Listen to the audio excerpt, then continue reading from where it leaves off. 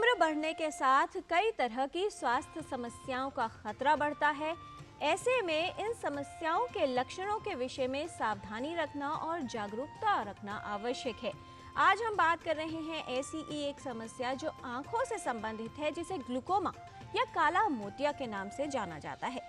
काला मोतिया की ये अवस्था क्यों उत्पन्न होती है और क्यों आवश्यक है सही समय पर इसको पहचान कर सही तरीके से इलाज करवाना, आइए समझते हैं।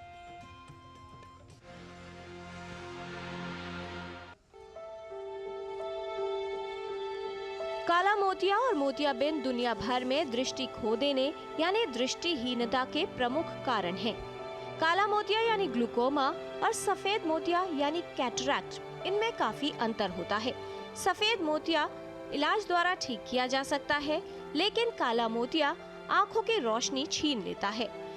काला मोतिया ज़रूरी नहीं कि आपको पेनफुल हो, दर्द के साथ हो। नॉर्मल अक्सर ये एसिम्प्टोमेटिक पेनलेस होता है, इसका पता ही नहीं चलता, इसीलिए इसको बोला हुआ है साइलेंट थीफ ऑफ नाइट। ये ज़रूरी है समझना कि काले मोती की रोशनी वापस नहीं आती है, इसीलिए बहुत ज़रूरी है इसको तब पिकअप करके डायग्नोज करना जब इसकी रोशनी पूरी तरह से नहीं जा चुकी है।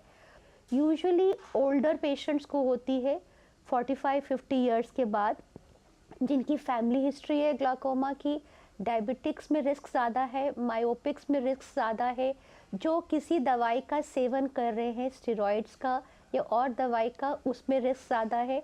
तो इसलिए क्योंकि इस पे बहुत सारे रिस्क्स हैं और ये एसिम्प्टोमेटिक है, तो बेस्ट तरीका यही होता है कि हर 2-3 साल के बाद अपनी आंखें एक विशेषज्ञ से चेक कराएं, ताकि टाइम से पता चल जाए काले मोतिये का। काला मोतिया के शिकार अधिकतर लोग अपने आंखों की रोशनी खो बैठते हैं। काला मोतिया का सबसे खतरनाक पहलू है कि इस रोग के कारण गई दृष्टि को वापस नहीं लाया जा सकता। काला मोतिया एक ऐसी बीमारी है जो आंखों में दबाव बढ़ने से जुड़ी होती है। हमारी आंखों में एक प्रकार का तरल भरा होता है, जिससे आंखों का आकार बनाए रखने में सहायता मिलती है और लेंस तथा कॉर्निया को पोषण मिलता है। ऐसे लोग जिनकी आंखों में तरल पदार्थ ठीक से बाहर नहीं निकल पाता, उनकी आंखों के अंदर दबाव बढ़ जाता है और रक्त वाहिकाएं ऑप्टिक नर्व की तरफ बढ़ने लगती हैं। नर्व कोशिकाओं को क्षति पहुंचाती है, जिससे दृष्टिहीनता बढ़ती जाती है। काले मोतिये का इलाज 3 टाइप का होता है, मेडिसिन से, लेजर से और ऑपरेशन से।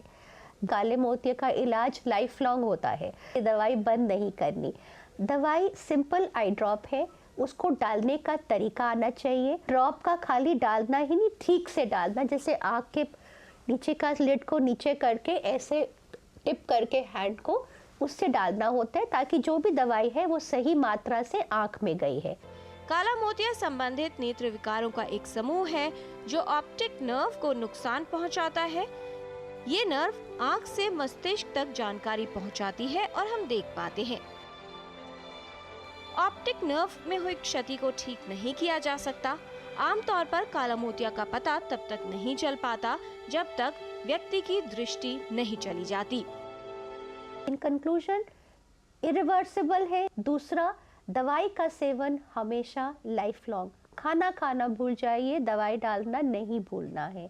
तीसरा, ऑपरेशन के बाद भी आपको काले मोतिये के सक्सेसफुल ऑपरेशन के बाद भी दवाई का सेवन शायद करना पड़े, उसका भी परेशान मत होइए। चौथा, किसी भी ऑपरेशन, दवाई या लेज़र के बाद विजन इम्प्रूवमेंट नहीं होगा, विजन प्रिजर्वेशन रहेगा।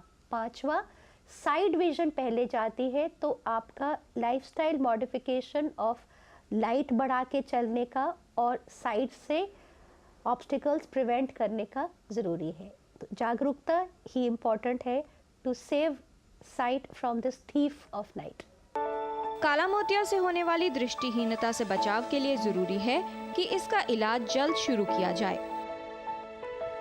आवश्यक है कि 40 वर्ष की आयु के बाद नियमित रूप से अपनी आंखों की जांच करवाई जाए, जिससे काला मोतिया की जल्द पहचान संभव हो सके। किरण भारद्वाज, डीडी न्यूज।